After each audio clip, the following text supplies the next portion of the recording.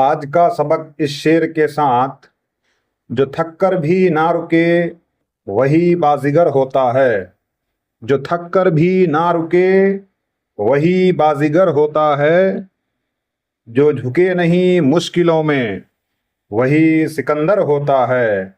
جو جھکے نہیں مشکلوں میں وہی سکندر ہوتا ہے۔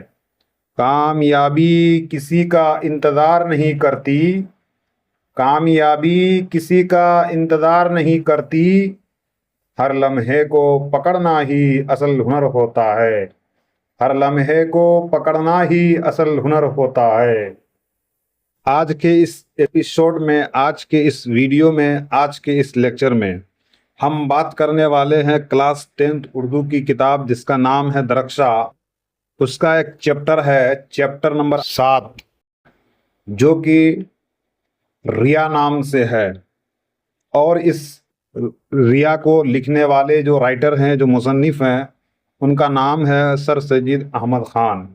اس سے پہلے ہم لوگوں نے جو چیپٹرز پڑھے وہ سارے افسانہ کے تھے۔ یہ جو چیپٹر ہے یہ مضمون کے اندر سے ہے۔ تو ریا ایک مضمون ہے اور اس مضمون کے رائٹر ہیں سر سید احمد خان۔ تو آج ہم اس لیکچر میں، اس ویڈیو میں ریا کے بارے میں بات کرنے والے ہیں۔ یہ کسی لڑکی کا نام نہیں ہے ریا۔ یہ ریا کا معنی ہوتا ہے دکھاوا، جس کو بولتے ہیں ریاکاری۔ مطلب کوئی بھی ایسا چیز، کوئی ایسا عمل جس کو دکھا کے کرنا۔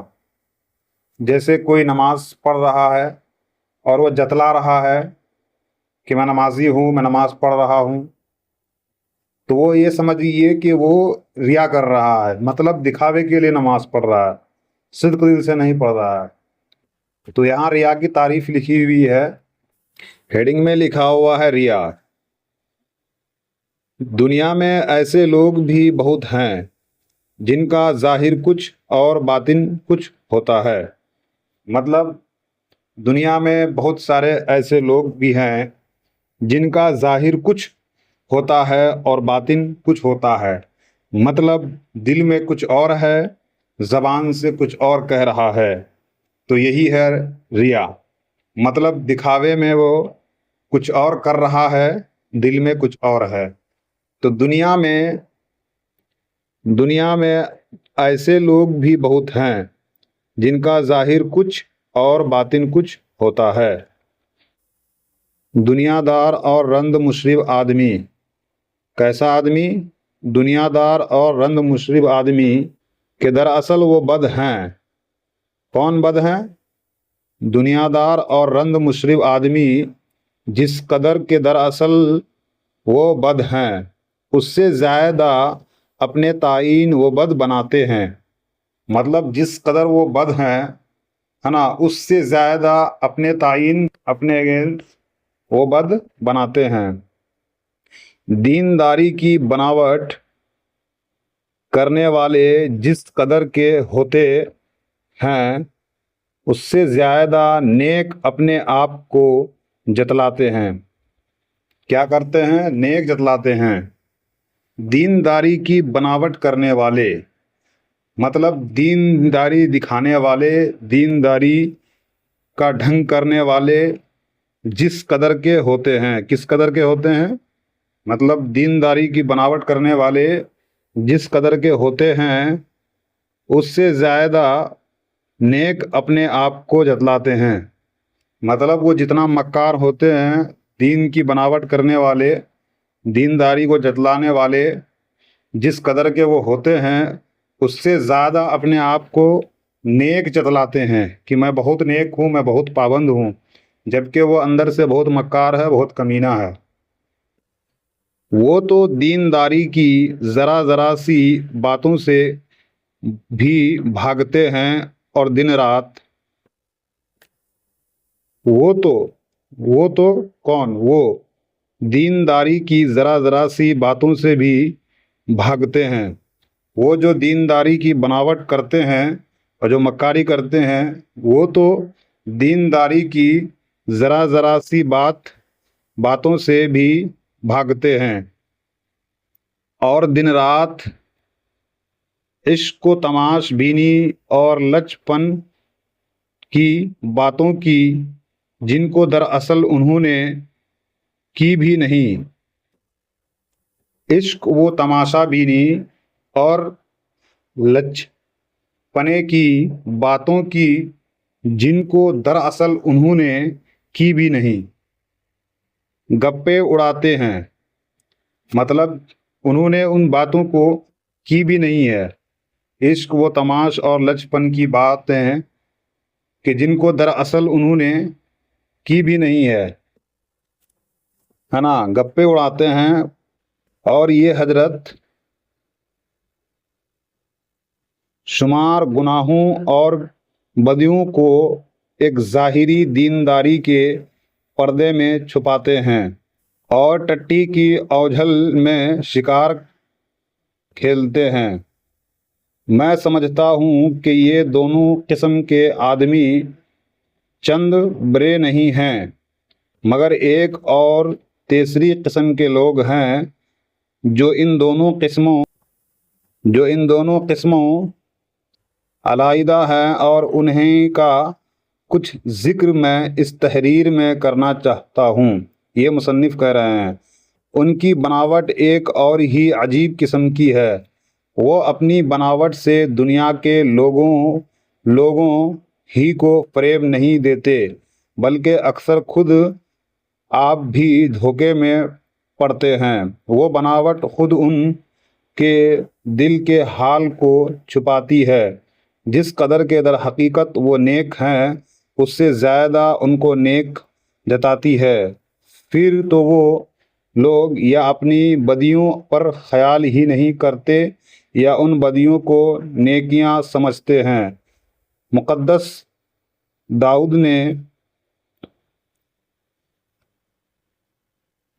نے نہایت دلچسپ لفظوں میں اس برائی سے پناہ مانگی ہے اور اس طرح پر خدا کی مناجات کی ہے: کون اپنی غلطیوں کو سمجھ سکتا ہے؟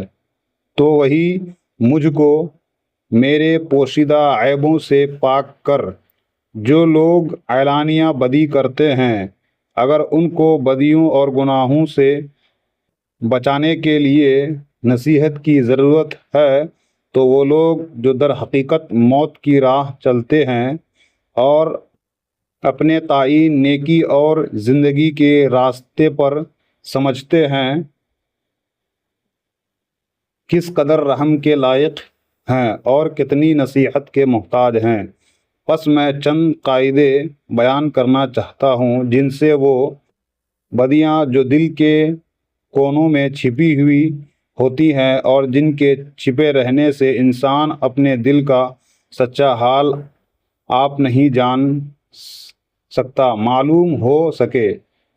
عام قاعدہ تو اس کے لیے یہ ہے کہ ہم خود اپنے آپ کو ان مذہبی اصولوں کو جو ہماری ہدایات کے لیے مقدس کتاب اللہ میں لکھے ہوئے ہیں جانچیں اور اپنی زندگی کو اس پاک شخص کی زندگی سے مقابلہ کریں جس نے یہ فرمایا کہ انا بشر مثلکم یوحی الی انما الہکم الہ واحد۔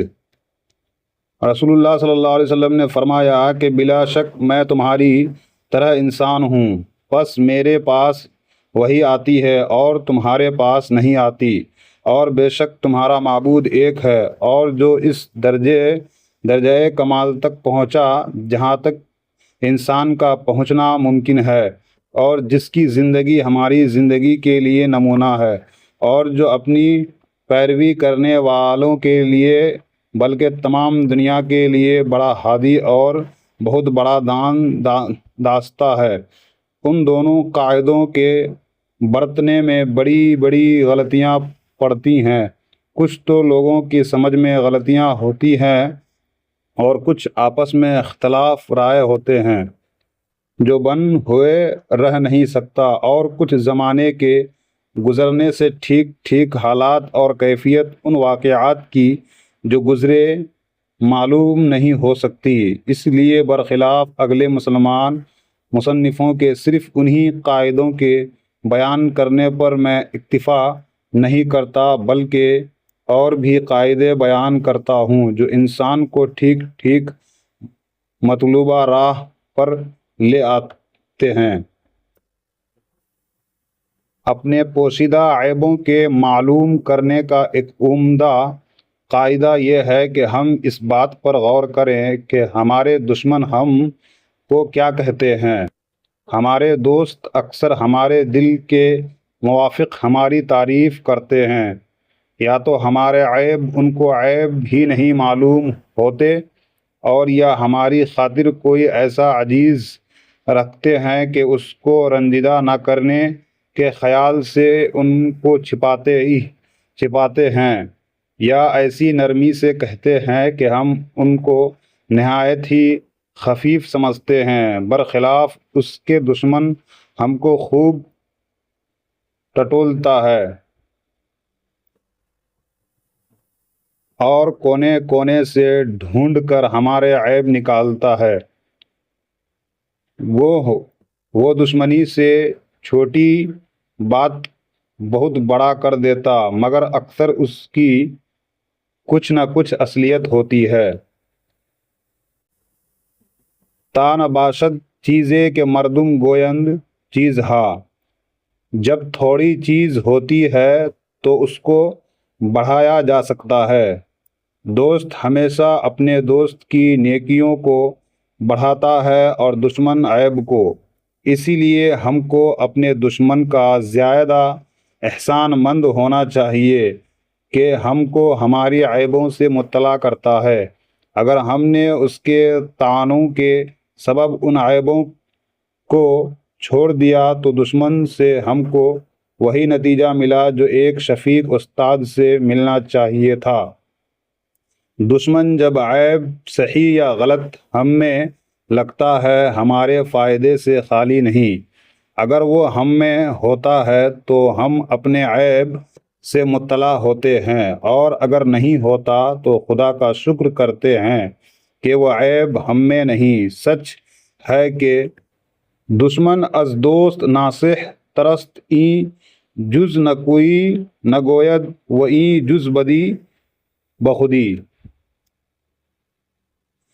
دشمن دوست سے زیادہ ناصح ہے، اسی لیے کہ وہ دوست سوائے نیکی کے اور کچھ نہیں کہتا، اور وہ دشمن سوائے برائی کے اور کچھ نہیں کہتا۔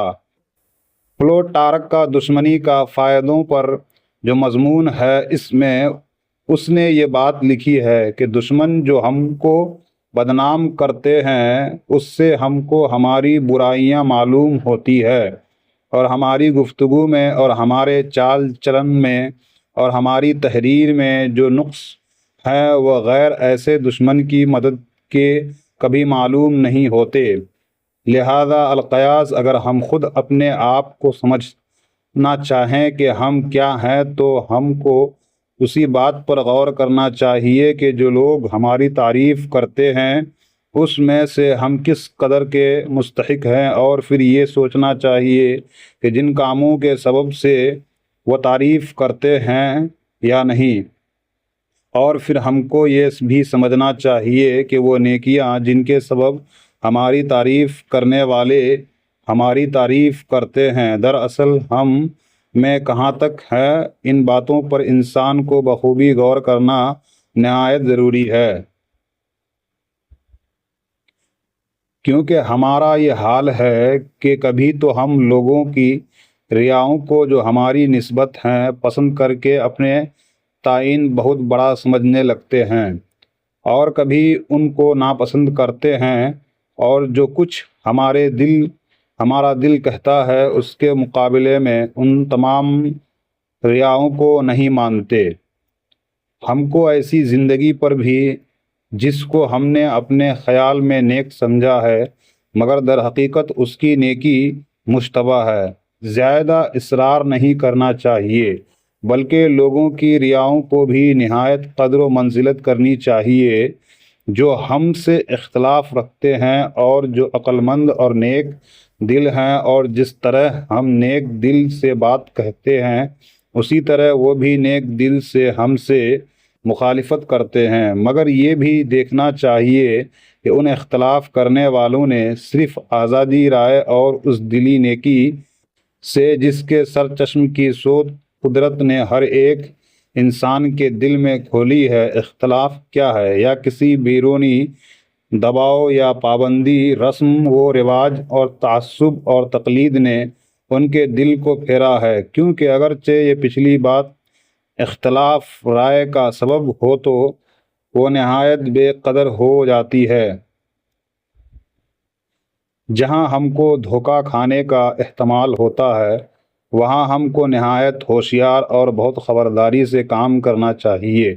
حد سے زیادہ سرگرمی اور تعصب اور کسی خاص فرقہ کو یا کسی خاص رائے کے لوگوں کو برا اور حقیر سمجھنا، یہ ایسی باتیں ہیں جن سے ہزاروں آفتیں پیدا ہوتی ہیں، وہ فی نفس ہی نہایت ہی بڑی ہیں، گو کہ وہ ہم سے کمزور دل آدمیوں کو اچھی معلوم ہوتی ہے، مگر اس پر بھی خیال رکھنا چاہیے کہ ایسے لوگ بھی دنیا میں ہیں جو دینداری اور نیکی کے لیے نہایت مشہور ہیں، مگر نہایت لغو اور نرے شیطانی وصولوں کو نیکی سمجھ کر اپنے دلوں میں اس کی جڑ گاڑ دی ہے۔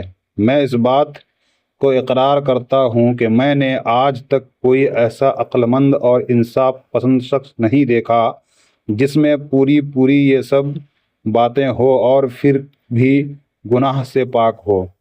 اس طرح ہم کو ان کاموں سے بھی ڈرنا چاہیے جو انسان کے کمزور دل کی قدرتی بناوٹ سے یا کسی خاص شوق سے یا کسی خاص تعلیم کے اثر سے یا کسی اور سبب سے ہوتی ہے جس میں ہمارے دنیاوی فائدے ہیں۔ اسی حالات میں انسان کی سمجھ نہایت آسانی سے حق بات کی طرف سے پھر جاتی ہے اور اس کا دل غلطی کی طرف مائل ہو جاتا، اور یہی باتیں ہیں جن کے سبب سے تعصب اور ہزاروں غلطیاں اور پوشیدہ برائیاں اور لامعلوم عیب انسان کے دل میں گھس جاتے ہیں۔ جس کام کے کرنے میں عقل کے سوا اور جذبوں کی بھی ترغیب ہو اس کے کرنے میں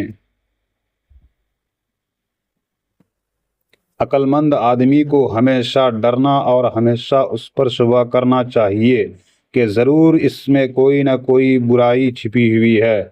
ان اصولوں پر اپنے خیالوں کو چننا اور اپنے دل کو ٹٹولنا اور دل کے تاریک جذبوں کو ڈھونڈنا ہمارے لیے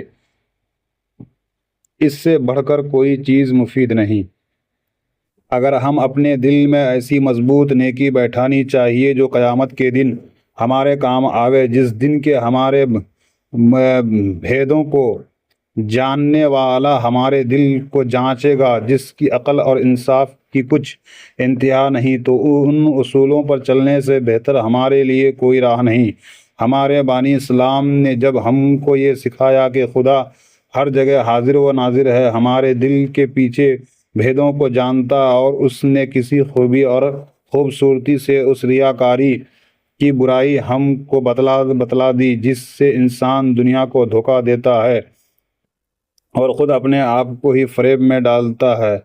داؤد نے بھی اپنی مناجات میں اس ریاکاری کے خوف کو جس نے انسان خود اپنے آپ کو دھوکہ دیتا ہے نہایت دلچسپ لفظوں میں ادا کیا، جہاں اس نے کہا ہے، اے خدا مجھ کو جانچ، میرے دل کی تہ کو ڈھونڈ، میرے خیالوں کو دیکھ، مجھ کو بخوبی پرکھ کہ مجھ میں کس برائی نے راہ کی ہے، اور مجھ کو ایسی راہ پر لے چل جو ہمیشہ کو قائم رہے۔ لفظ و معانی: رند کا معنی شرابی، بد کا معنی برا۔ دیندار کا معنی مذہب پر عمل کرنے والا۔ تماشا بینی، تماشا دیکھنا۔ فریب کا معنی دھوکہ۔ در حقیقت کا معنی حقیقت میں۔ مقدس کا معنی پاک۔ مناجات کا معنی خدا سے منظوم دعا۔ پوشیدہ کا معنی چھپا ہوا۔ ہادی، ہادی کا معنی ہدایت دینے والا. دانا، دانا کا معنی جاننے والا، عقل مند. اکتفا، اکتفا کا معنی قناعت. مطلع کرنا، مطلع کا معنی اطلاع دینا، جانکاری دینا. شفیق، شفیق کا معنی شفقت و محبت کرنے والا. ناصح، ناصح کا معنی نصیحت. نقص، نقص کا معنی کمی. احتمال، احتمال کا معنی شک. مشتبہ، مشتبہ کا معنی شبہ سے بھرا ہوا.